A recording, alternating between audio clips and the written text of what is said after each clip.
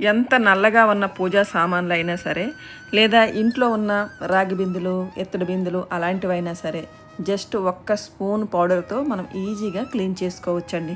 కొత్త వాటిలా మెరుస్తాయి, నమ్మండి. అందరికీ నమస్కారం, నేను దివ్య. నల్లగా అయిపోయిన రాగి, ఎత్తడి పూజా సామాగ్రిని తోమలేక ఇబ్బంది పడుతున్నారా? పాత సామాన్లు కూడా కొత్త వాటిలా తలతలా మెరవాలంటే కేవలం 2 వస్తువులతో ఈ చిన్న మ్యాజిక్ చేసి చూడండి. జిడ్డుగా ఉన్న ఆయిల్ బాటిల్స్ని కూడా చిటికలో క్లీన్ చేసి ఈ సీక్రెట్ టిప్పు మీకోసమే. ఈ ఆయిల్ బాటిల్ అయితే చాలా రోజుల నుంచి క్లీన్ చేద్దామని చెప్పేసి అలా డిలే అయిపోయింది అనమాట.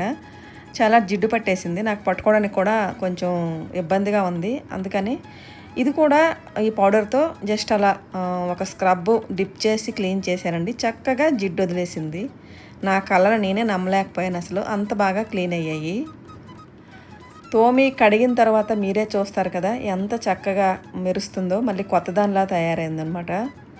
చూడండి అసలు ఎంత జిడ్డు పట్టేసిందో. మామూలుగా తోమాలంటే మనం చాలా కష్టపడాలి, కానీ జస్ట్ ఒక్క స్పూన్ పౌడర్తో మనకి నీట్గా అయిపోతుంది. ఈ జిడ్డు పట్టిన ఆయిల్ బాటిల్, పైన మూతలు, తర్వాత కింద పెట్టుకునే ఆ ట్రే లాంటిది అన్నీ క్లీన్ అయిపోతాయి.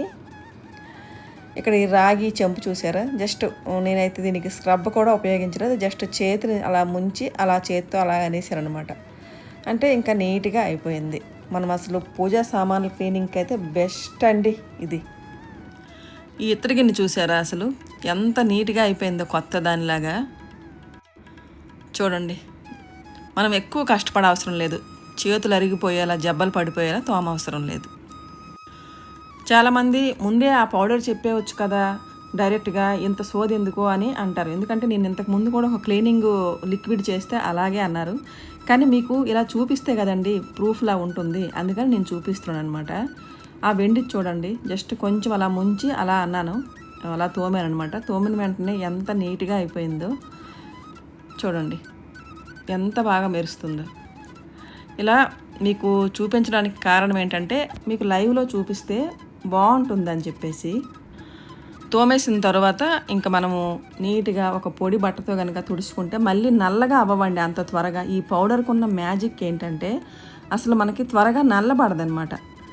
మళ్ళీ మీరు చక్కగా ఇలాగ పొడి గుడ్డతో కనుక తుడిసిస్తే మీరు ఒక వారం రోజులు పోయిన తర్వాత చూసినా కూడా అవి అలాగే ఉంటాయి.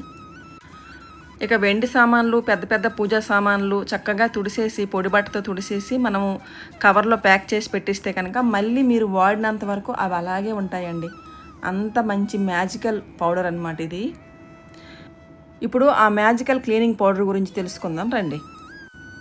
దానికోసం 2 ఇంగ్రీడియంట్స్ కావాలన్నాను కదండి. దాంట్లో మొదటిది సబీనా అండి, తర్వాత రెండవది నిమ్మప్పు అండి. నిమ్మప్పు బయట మనకి బజార్లో ఏ కిరాణా షాప్లోనే దొరుకుతుంది. ఇలాగ క్రిస్టల్స్లా ఉంటుంది కదా, పంచదారలాగా. అది 1 కప్పు నిమ్మప్పు, 1 కప్పు తీసుకొని 2 కప్పుల సబీనా పౌడర్ తీసుకోవాలి.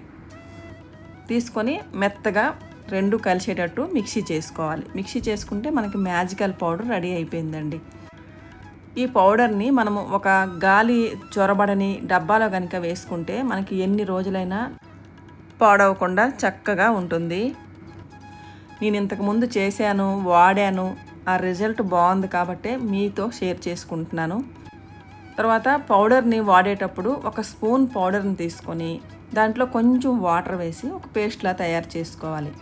ఆ పేస్ట్ని మనము మన వాడుకునే ఇలా దీపాలు కానీ, చెంబులు కానీ వేటి మీదనే జస్ట్ అలా రుద్దితే చాలు, మనకి జిడ్డంతా వదిలేస్తుంది. ఎందుకంటే నిమ్మప్పు సిట్రిక్ యాసిడ్ కదండి, ఇది మన చేతులకు కూడా ఎటువంటి హాని చేయదు.